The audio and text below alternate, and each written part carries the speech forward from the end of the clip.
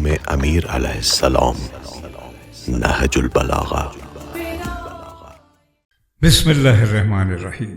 خطبہ نمبر 86، آپ کی سماعتوں کی نظر۔ اللہ نے زمانے کے کسی سرکش کی گردن نہیں توڑی جب تک کہ اسے مہلت و فراغت نہیں عطا کر دی، اور کسی امت کی ہڈی کو نہیں جوڑا جب تک اسے شدت و سختی اور ابتلاء و آزمائش میں ڈال نہیں لیا۔ یہ جو مصیبتیں تمہیں پیش آنے والی ہیں اور جن سختیوں سے تم گزر چکے ہو، ان سے کم بھی عبرت اندوزی کے لیے کافی ہیں۔ ہر صاحب دل عقل نہیں ہوتا، اور نہ ہر کان رکھنے والا گوش شنوا، اور نہ ہر آنکھ رکھنے والا چشم بینا رکھتا ہے۔ مجھے حیرت ہے، اور کیوں نہ حیرت ہو، ان فرقوں کی خطاؤں پر جنہوں نے اپنے دین کی حجتوں میں اختلاف پیدا کر رکھے ہیں، جو نہ نبی کے نقش قدم پر چلتے ہیں اور نہ وسیع کے عمل کی پیروی کرتے ہیں، نہ غیب پر ایمان لاتے ہیں، نہ عیب سے دامن بچاتے ہیں، مشکوک و مشتبہ چیزوں پر ان کا عمل ہے، اور اپنی خواہشوں کی راہ پر چلتے ہیں۔ جس چیز کو اچھا سمجھے ان کے نزدیک بس وہ اچھی ہے، اور جس بات کو وہ برا جانے ان کے نزدیک بس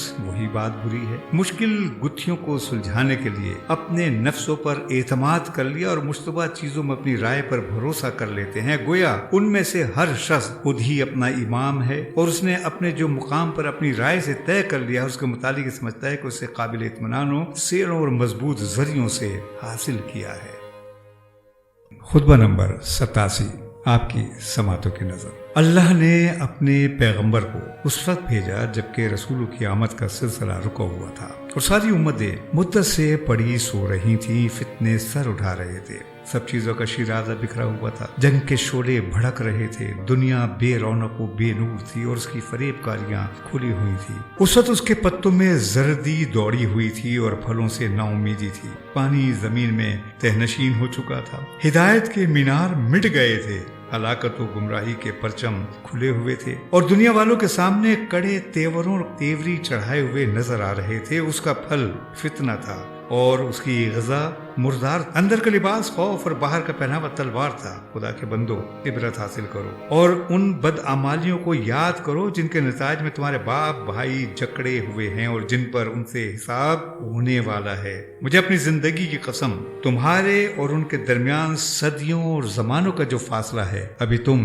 اس دن سے زیادہ دور نہیں ہوئے کہ جب ان کی صلبوں میں تھے۔ خدا کی قسم، جو باتیں رسول نے ان کے کانوں تک پہنچائیں وہی باتیں میں تمہیں آج سنا رہا ہوں، اور جتنا انہیں سنایا گیا تھا اس سے کچھ کم تمہیں نہیں سنایا جا رہا۔ اور جس طرح اس وقت ان کی آنکھیں کھولی گئی اور دل بنائے گئے تھے، ویسی آنکھیں اور ویسے ہی دل اس وقت تمہیں دیے گئے ہیں۔ خدا کی قسم، ان کے بعد تمہیں کوئی ایسی نئی چیز نہیں بتائی گئی جس سے وہ نا آشنا رہے ہوں، اور کوئی خاص چیز نہیں دی گئی جس سے وہ محروم تھے۔ ہاں، ایک ایسی مصیبت میں پیش آ گئی ہے جو اس وقت اونٹنی کی مانند ہے، جس کی نکیل جھول رہی ہے اور تنگ ڈھیلا پڑ گیا ہے، جو کہیں نہ کہیں ٹھوکر کھائے گی۔ دیکھو، ان فریب خوردہ لوگوں کے ٹھاٹ باٹ تمہیں ورغلا نہ دیں، اس لیے کہ یہ ایک پھیلا ہوا سایہ ہے جس کا وقت محدود ہے۔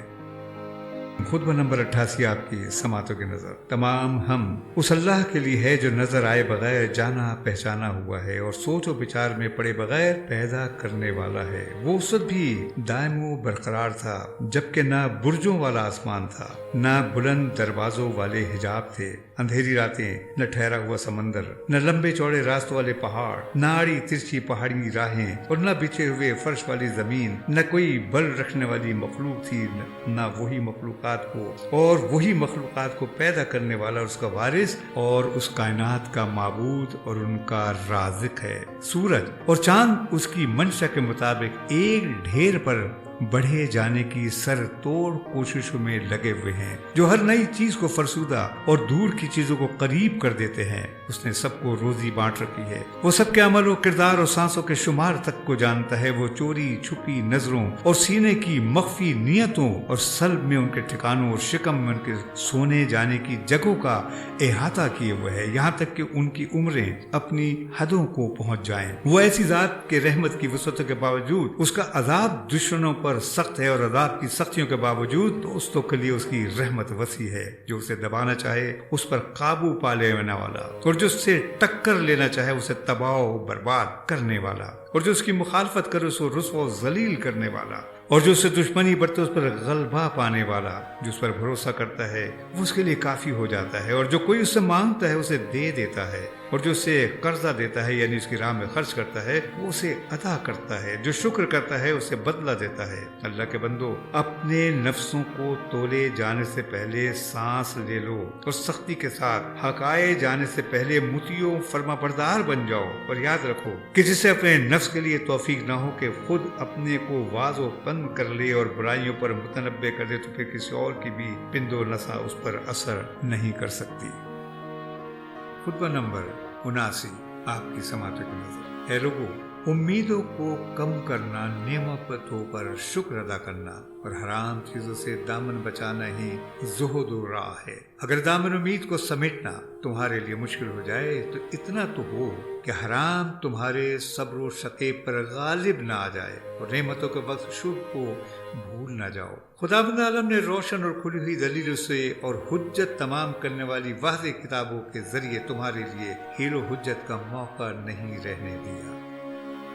خطبہ نمبر 90، آپ کی سماعتوں کی نظر۔ جب قتل عثمان کے بعد آپ کے ہاتھ پر بیعت کا ارادہ کیا گیا تو آپ نے فرمایا، مجھے چھوڑ دو اور اس خلافت کے لیے میرے علاوہ کوئی اور ڈھونڈ لو۔ ہمارے سامنے ایک ایسا معاملہ ہے جس سے کئی رخ اور کئی رنگ ہیں، جس سے نہ دل برداشت کر سکتا ہے نہ عقلیں اسے مان سکتی ہیں۔ دیکھو، افق عالم پر گھٹائیں چھائی ہوئی ہیں، راستہ پہچاننے میں نہیں آتا۔ تمہیں معلوم ہونا چاہیے اگر میں تمہاری اس خواہش کو مان لوں تو تمہیں اس راستے پر لے چلوں گا جو میرے علم میں ہے، اور اس کے متعلق کسی کو کہنے والے کی بات اور کسی ملامت کرنے والے کی سرزنش پر کان نہیں دھروں گا۔ اور اگر تم میرا پیچھا چھوڑ دو تو پھر تم میرے جیسے ویسا میں ہوں۔ ہو سکتا ہے کہ جسے تم اپنا امیر بناؤ اس کی میں تم سے زیادہ سنوں اور مانوں، اور میرا تمہارے دنیاوی مفاد کے لیے امیر ہونے سے وزیر ہونا بہتر ہے۔